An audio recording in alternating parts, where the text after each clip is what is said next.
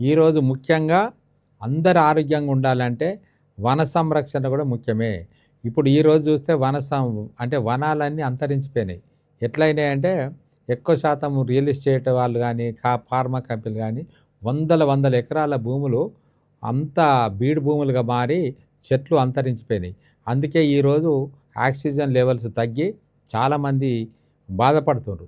అయితే ఈ పట్టణాలలో అయితే చాలా ఇబ్బంది. ఎందుకంటే బండ్లు వెహికల్స్ ఎక్కువయినాయి. ప్రతి కంప్యూటర్ ఇయన్నీ గూడా ఎక్కువ వాడుకొని సెల్ ఫోన్‌లు ఇయన్నీ వాడి తర్వాత పొల్యూషన్ బాగా ఇబ్బంది పాలవుతుండ్రు.